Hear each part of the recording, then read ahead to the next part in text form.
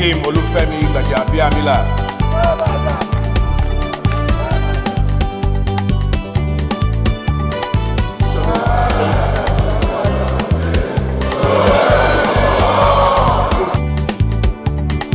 God bless you all.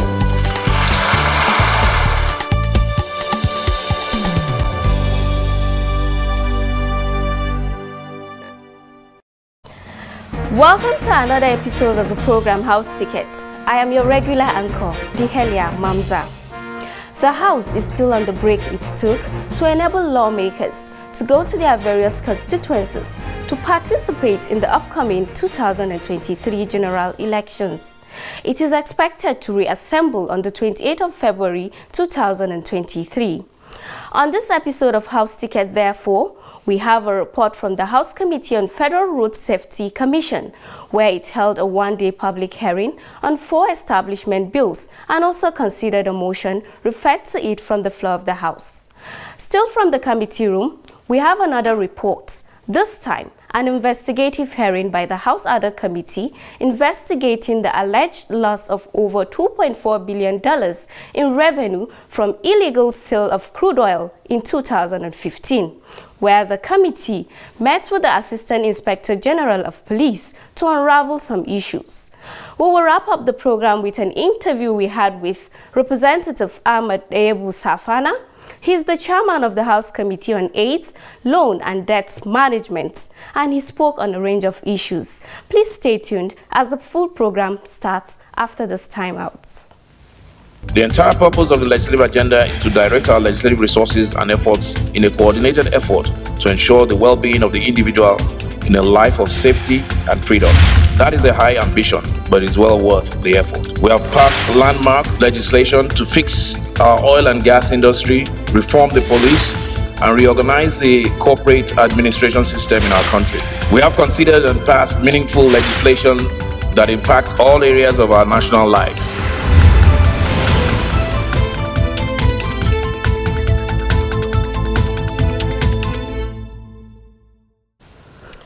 As I mentioned when the program started, the House Committee on Federal Road Safety Commission held a one-day public hearing on 4 establishment bills and a motion on reoccurring blockage of highways by articulated truck in Nigeria.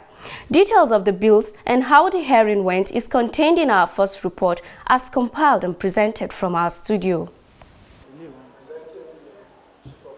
Thursday, the 2nd of February 2023, the House Committee on Federal Road Safety Commission held a one-day public hearing on 4 establishment bills, namely, a bill for an act to establish the Federal Road Safety Commission Command and Staff College, Ibadan, to serve as a high-level center for training of FRSC personnel, personnel of other sister agencies, relevant ministries, departments and agencies, and the Center of Research and Road Traffic Administration and Safety Management, and for related matters.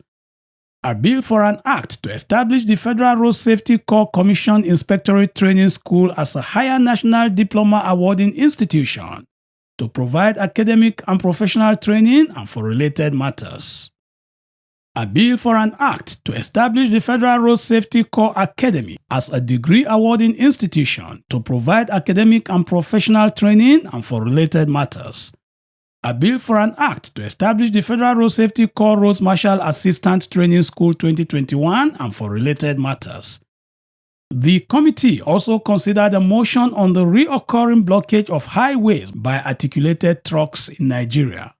Let me welcome you to this public hearing. Chairman of the committee, Representative Mayowa Akinfolarin Samuel, in his opening remarks stated that the purpose of the public hearing is to commend the Federal Road Safety Corps for taking the lead in road traffic administration as well as safety management in Nigeria and Africa as a whole. He added that the essence of the hearing was to get the views of the public on how to move forward, while he emphasized on the importance of collaboration and synergy in governance. I'm making this special appeal to other agencies to borrow and to emulate what we are doing. That it is important to form synergy, to form relationship, to collaborate with other institutions so that we can get the best for our people. Once more, I really commend you. It's not I'm here to praise you, to do eye service or to unnecessarily say what you are not doing. Because 4 institutions, I'm sure 4 of the buildings were provided by state government. If you rely on budgetary allocation alone, it won't be possible. The chairman also commented on the motion before it. The committee is working on a motion to curb the menace of recurring obstructions caused by articulated vehicles on our highways.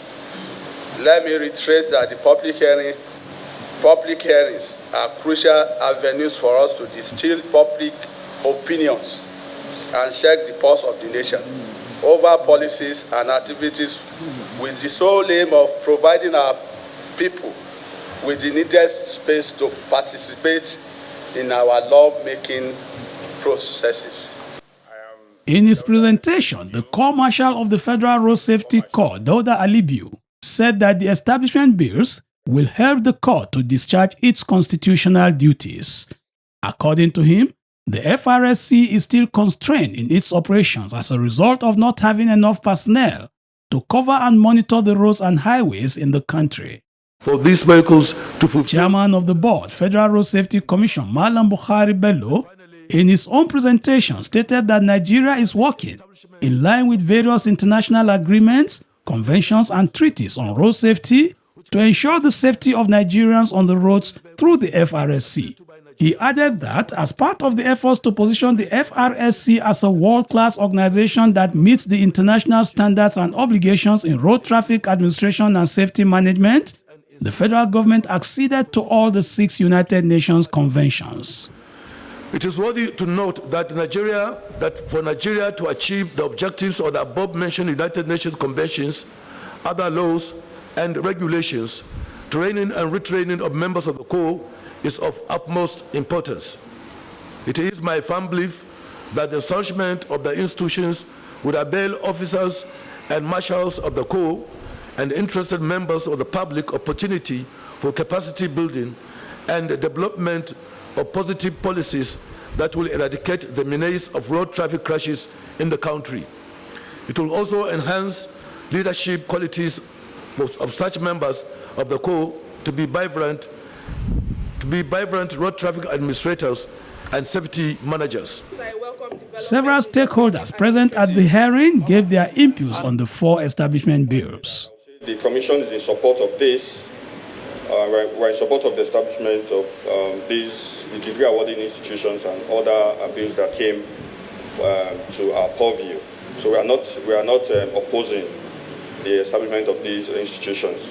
So, but for the first Federal Road Safety Commission Command and Staff College, Ibadan, we have the view that this runs across the 3 bills. For the SGF to be the chairman of the council, we don't think it is appropriate. I think the chairman of the council should be appointed by Mr. President. That's our view. Don't you think it might lead to contradictions when you are saying another head should be appointed by Mr. President? Already all the institutions are directly under the supervision of the Corps Marshal, because these are institutions created by the Commission to make sure the personnel of road safety are trained and retrained. But now suggesting that Mr. President should appoint another head for those institutions. I know fully well they are not just one. They have 4 institutions. So are you now suggesting that Mr. President should appoint 4 heads provosts for each institution? Generally, boards and councils, their chairmen are normally appointed by Mr. President.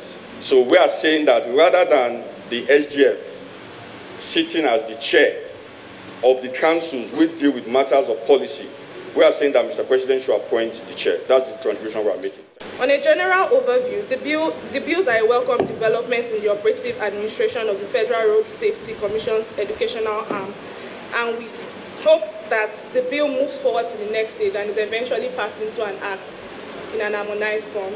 The position of the Nigerian Correctional Service is supports the establishment of the Command and Staff College for the Federal Road Safety Corps, like any other sister agency. We also suggested that the bill be consolidated in lieu of having 4 different bills. If they're consolidated, it will still serve the same purpose, Mr. Chairman. The committee has promised to compile submissions into a report for the consideration of the larger House.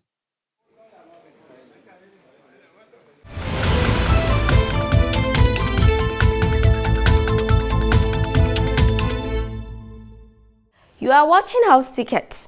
Still from the committee room, the House of Representatives Ad-hoc Committee set up to investigate alleged loss of over $2.4 billion in revenue from illegal sale of oil, met with key stakeholders towards getting to the root of the matter. Let's get details of that meeting in our next report. Regarding the initial investigation, the ad hoc committee was set up by the House of Representatives to investigate the alleged loss of over $2.4 billion in revenue from the illegal sale of 48 million barrels of crude oil in 2015, as well as crude oil export from 2014 till date. The mandate of the committee also includes an investigation of whistleblower revelations and recoveries within the period under review and the compliance to the whistleblower policy of the administration. the submission we received. Chairman of the committee, Representative Mark Tessigbila, in his remarks said that the committee is not out to witch hunt, but rather fulfilling its constitutional mandate in the interest of Nigerians.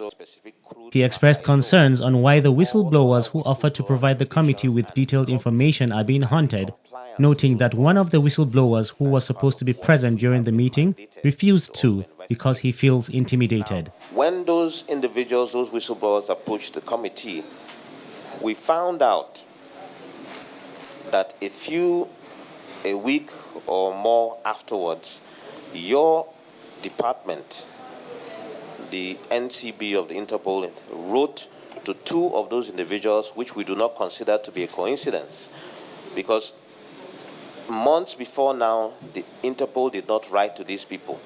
Why is it that it is when they approach this committee to give them evidence about what happened that the Interpol suddenly started inviting them? Now, please note, we're very careful as custodians of the law to always indicate that what we're talking about are allegations. International Criminal Police Organization. Representing the Inspector General of Police and also speaking for himself at the meeting was the Assistant Inspector General of Police, as well as the head of Interpol, National Central Bureau Nigeria Umar Garba Baba, who said that the police have the responsibility to act on any petition recovered against individuals or group. According to him, all queries on the alleged loss of $2.4 billion from illegal sale of crude oil export in 2015, amongst other matters, should be directed to the Office of the Attorney General of the Federation and Minister of Justice and other relevant courts. Sometime in 2015, the Nigerian Police Force received a petition from the Office of the Honorable Attorney General of the Federation to investigate the activities of some Nigerians and foreign nationals involved in blackmail and extortion of government functionaries using forged documents to gain access to public institutions and to carry out fraudulent activities. The investigation was concluded wherein a prima facie case of conspiracy, blackmail, and extortion of government functionaries were established against them, and the said charge mentioned in your letter was filed by the Office of the Honorable Attorney General of the Federation and Minister of Justice. The AIG informed the committee that Interpol is not investigating a new whistleblower's case, noting that the Office of the Attorney General of the Federation is only seeking for the assistance of the Interpol to arrest fugitives who were flown out of the country some years ago in order to escape justice. Interpol cannot do that without warrant and without, just as the chairman mentioned, fair hearing, without inviting them to hear whether they are fugitive or not. And you must have to invite them, send a letter. And from that, if they fail to show up, you go to court, obtain the warrant, you use that warrant of arrest to place a red notice or any other notice that so desire. There was an interactive session between the chairman, some members of the committee, and the AIG. So is that document from your officer? Yes, Mr. Chairman, sir. So, but what is the heading of the document, sir, if you can read it? Investigation activities, letter of invitation. But you just told us here, sir, that the Interpol, based on the statute of Interpol, does not carry out investigations.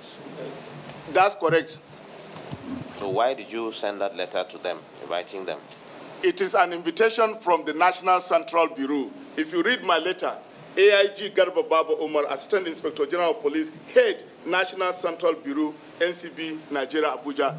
That does not exclude me from carrying out any investigation assigned to me by the Inspector General of Police.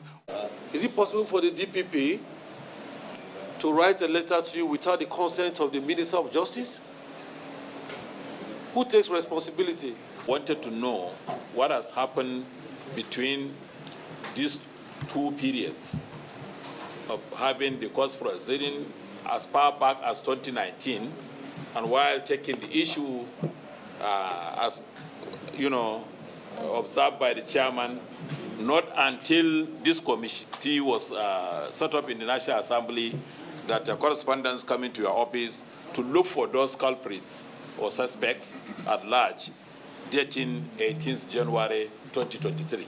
You are being misled by the DPP. From what I think, I'm not making up your mind for you. You heard the last part of what the chairman said. So if somebody was invited and was called and said, look, this is not the date anymore, you come on that date, and it's futuristic, it's a date in the future. So why do you declare such a person wanted? So no, you don't have to answer that here. Maybe it will help you in your work, because we are going to take this one up with DPP. And future correspondence from them to you, maybe you need to query this also. The clerk of the committee was directed by the chairman to write a letter to the Director of Public Prosecution of the Federation and the Attorney General of the Federation to furnish the committee with the detailed reports of the investigation of the allegations against the individuals who were allegedly flown abroad. I will also want a formal, and it should be a certified true copy, please, and then a certified true copy of the letter from the DPP to the Inspector General of Police, or yes, to the Inspector General of Police to carry out that investigation in the first instance, and the reasons for why that investigation was carried out. I will also want to get the certified true copy of the case filed by the Director of Public Prosecutions against these individuals before any court of competent jurisdiction in Nigeria.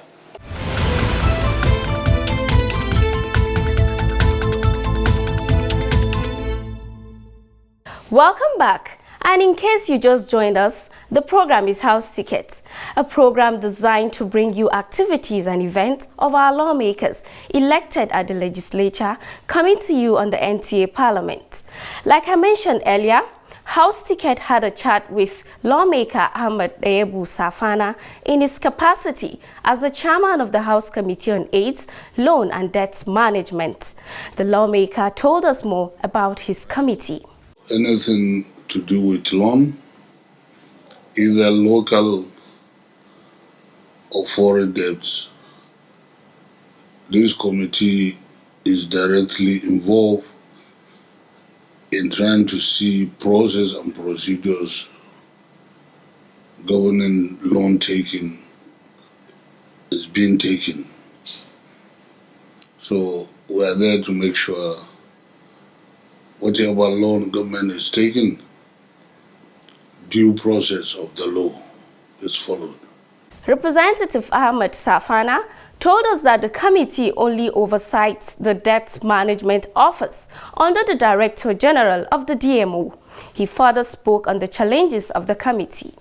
Process and procedures of securing a loan involve a lot of technicalities, depending on who and where are you taking the loan from.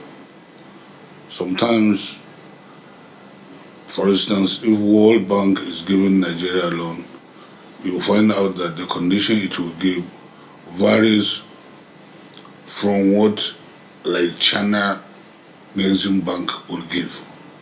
So depending on what you are taking and the negotiations between the government and the lender, you cannot specifically say this is a particular or the particular road that you follow in taking any loan.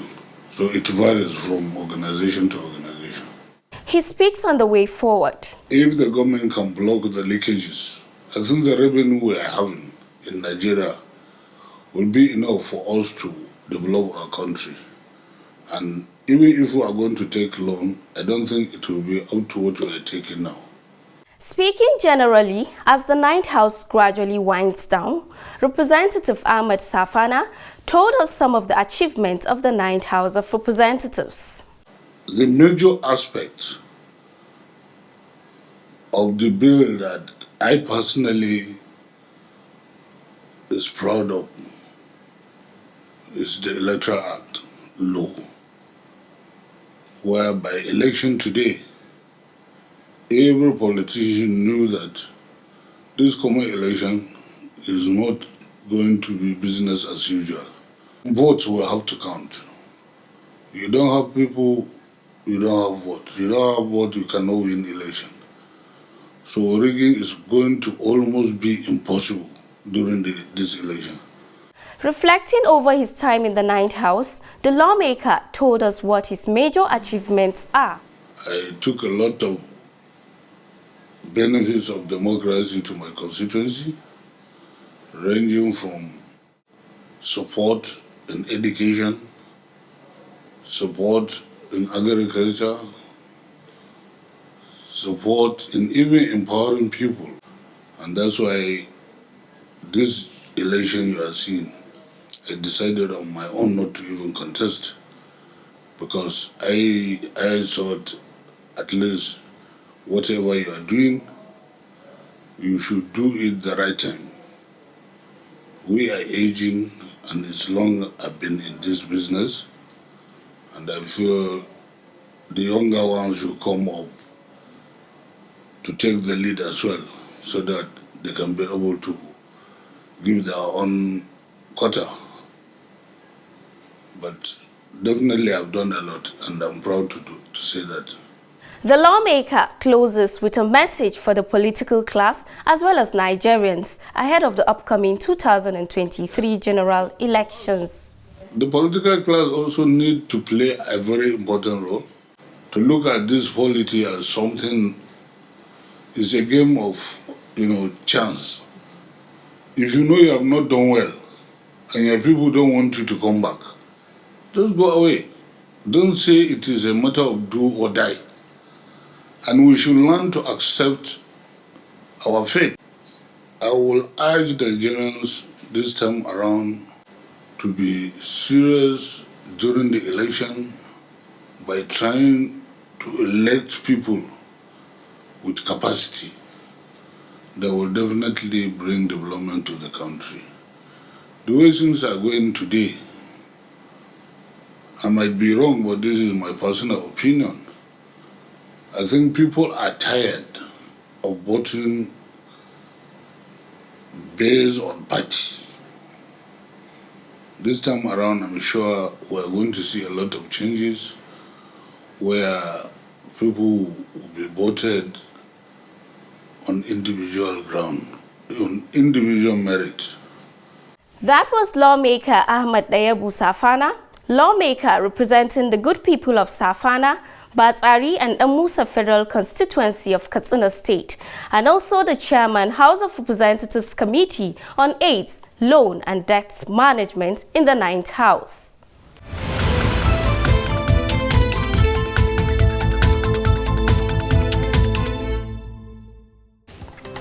And that's it for today. It's been an educative hour as we brought you reports of committee meetings in the House Wing of Legislations from the Green Wing of the National Assembly. House Ticket will be back again with another episode, documenting events in the House of Representatives and bringing you reports of unfolding events within and outside the chamber as they unfold.